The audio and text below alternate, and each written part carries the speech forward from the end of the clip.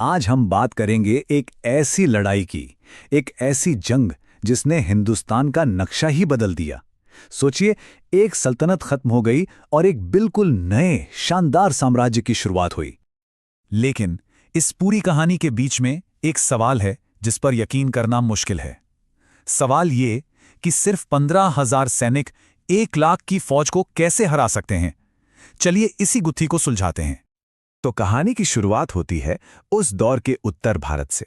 यहां दिल्ली सल्तनत की हुकूमत थी, लेकिन अब वो पहले जैसी मजबूत नहीं रही थी। सुल्तान था इब्राहिम लोधी और उसका राज अंदर ही अंदर कलह और बगावत से खोखला हो रहा था। असल में इब्राहिम लोधी ने अपने ही लोगों को अपना दुश्मन बना लिया था। उसने अपने ताकतवर अफगान अमीरों को खुद से दूर कर दिया, अपने सगे भाइयों तक को जेल में डाल दिया, यहां तक कि अपने पिता के वफादार वजीर मियां भुआ को भी नहीं बख्शा। और तो और अपने छोटे भाई जलाल खान को मरवा दिया। मतलब सल्तनत जो बाहर से इतनी बड़ी दिख रही थी, वो अंदर से पूरी तरह बिखर रही थी। और मामला सिर्फ अंदरूनी झगड़ों का नहीं था। फौज के मोर्चे पर भी इब्राहिम लोधी की हालत पतली थी। उस दौर के एक बहुत बड़े योद्धा थे मेवाड़ के राणा सांगा। उनके खिलाफ खतौली और धौलपुर की लड़ाइयों में लोधी को बहुत बुरी तरह हारना पड़ा। इन हारों से उसकी इज्जत और फौज दोनों की कमर टूट गई थी। तो एक तरफ दिल्ली का साम्राज्य कमजोर पड़ रहा था और दूसरी तरफ मध्य एशिया में एक शहजादा था जिसकी नजरें हिंदुस्तान पर थीं। एक बहुत ही महत्वाकांक्षी शहजादा जिसका नाम था ज़हीर-उद-दीन मोहम्मद बाबर। ये जो लाइन है ना, ये खुद बाबर ने अपनी आत्मकथा में लिखी है। मतलब सोचिए, सिर्फ 12 साल की उम्र में वो फरगना का शासक बन गया। और वो सिर्फ एक लड़ने वाला योद्धा नहीं था, वो एक पढ़ा लिखा तैमूरी शहजादा था जिसके खून में ही था जीतना और साम्राज्य बनाना। अब मजे की बात यह है कि बाबर यहां बिन बुलाए मेहमान बनकर नहीं आया था। उसे तो बाकायदा दावत दी गई थी हिंदुस्तान पर हमला करने की। और दावत देने वाले कौन थे? खुद इब्राहिम लोधी के लोग, पंजाब का गवर्नर दौलत खान लोधी और सुल्तान का अपना चाचा अलाउद्दीन। इन्हीं लोगों ने बाबर को बुलाया कि आओ और लोधी को गद्दी से हटाओ। और बस इसी के साथ एक ऐसे ऐतिहासिक मुकाबले की जमीन तैयार हो गई जिसने सब कुछ बदल दिया। तारीख थी 21 अप्रैल 1526 और जगह थी पानीपत, वही मैदान जिसने पहले भी न जाने कितने साम्राज्यों की किस्मत लिखी थी। अब जरा फौजों का हिसाब किताब देखिए। एक तरफ बाबर के सिर्फ लगभग 15,000 सैनिक और दूसरी तरफ इब्राहिम लोधी की विशाल फौज करीब 1 लाख सैनिक और साथ में 1,000 जंगी हाथी। कहने का मतलब है, कागज पर तो ये लड़ाई शुरू होने से पहले ही खत्म थी। एकदम नामुमकिन लग रहा था बाबर का जीतना। तो फिर वही सवाल कि आखिर ये हुआ कैसे? ये करिश्मा हुआ तो हुआ कैसे? कैसे इतनी छोटी सी सेना ने इतनी बड़ी ताकत को घुटनों पर ला दिया? इसका जवाब छिपा है बाबर की 2 चीजों में, उसकी जबरदस्त रणनीति और एक नई तकनीक में। सबसे पहले बात करते हैं उसकी पहली रणनीति की। इसे कहते थे अरवाह। बाबर ने क्या किया, करीब 700 बैलगाड़ियों को जानवरों की खाल की रस्सियों से एक दूसरे से बांध दिया। इससे एक तरह की चलती फिरती दीवार बन गई और इसी दीवार के पीछे उसके तोपची और बंदूक वाले सिपाही एकदम सेफ थे। वहां से वो दुश्मन पर आराम से हमला कर सकते थे। उसकी दूसरी चाल थी तुलोगमा। ये कमाल की मिलिट्री टैक्टिक थी। इसमें सेना को छोटे छोटे हिस्सों में बांटा जाता था जो अचानक दुश्मन को दाएं बाएं और पीछे से घेर लेते थे। इस घेराबंदी ने लोधी की लाखों की फौज को एक जाल में फंसा लिया। वो ना आगे जा पा रहे थे, ना पीछे हट पा रहे थे, बस बीच में फंसकर खत्म हो गए। लेकिन इन सब रणनीतियों से भी बढ़कर बाबर के पास एक ऐसा ब्रह्मास्त्र था जिसकी सिर्फ आवाज ने ही पूरी जंग को पासा पलट दिया। जी हां, हम बात कर रहे हैं बारूद की, यानी तोपों की।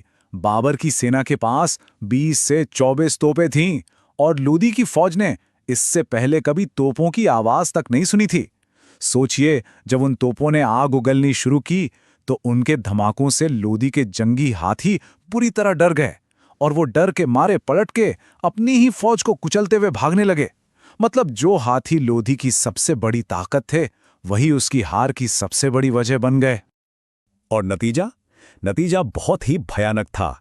सिर्फ कुछ घंटों के अंदर इब्राहिम लोधी और उसके 20,000 से ज्यादा सैनिक मैदान में मारे गए और इसी के साथ इब्राहिम लोधी दिल्ली का पहला सुल्तान बना जो जंग के मैदान में मारा गया। तो लड़ाई तो जीत ली गई, एक नया साम्राज्य बनने की राह खुल गई। लेकिन सवाल यह है कि इस जीत की कहानी, इसकी पूरी विरासत सदियों बाद भी हम तक कैसे पहुंची? इसका जवाब तलवार से नहीं, कलम से मिलता है।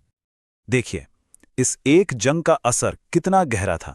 सदियों से चली आ रही दिल्ली सल्तनत हमेशा के लिए खत्म हो गई और उसी की जगह हिंदुस्तान में एक नए साम्राज्य की नींव पड़ी, मुगल साम्राज्य, जिसने अगले 300 सालों तक इस सरजमीन पर हुकूमत की। लेकिन जरा एक बार फिर सोचिए, लगभग 500 साल पहले हुई एक लड़ाई की इतनी डिटेल जानकारी, एक रणनीति, उस वक्त के जज्बात, ये सब हम तक पहुंचा कैसे? कमाल की बात यह है कि इसका क्रेडिट किसी इतिहासकार को नहीं, बल्कि उस जंग के विजेता को ही जाता है। और वो सोर्स है बाबरनामा। ये बाबर की अपनी लिखी हुई ऑटोबायोग्राफी है। इसे दुनिया की सबसे बेहतरीन आत्मकथाओं में से एक माना जाता है। उसने इसे अपनी जुबान चगताई तुर्की में लिखा था। और ये सिर्फ लड़ाइयों की कहानी नहीं है, ये उसकी अपनी जिंदगी का, उसकी सोच का आईना है। मशहूर इतिहासकार स्टैनली लेन पूल ने तो बाबरनामा को सेंट ऑगस्टीन और रूसो जैसे महान लेखकों की किताबों के बराबर रखा है। इससे अंदाजा लगाया जा सकता है कि ये किताब तारीख यानी हिस्ट्री और अदब यानी लिटरेचर दोनों लिहाज से कितनी ज्यादा जरूरी है। जैसा मैंने कहा, बाबरनामा सिर्फ जंग की बातें नहीं करता। इसमें बाबर ने राजकाज और मिलिट्री स्ट्रैटेजी पर तो लिखा ही है, साथ ही हिंदुस्तान के मौसम, यहाँ के पेड़ पौधों, जानवरों, फलों, यहाँ के समाज और आर्ट के बारे में भी बहुत कुछ लिखा है।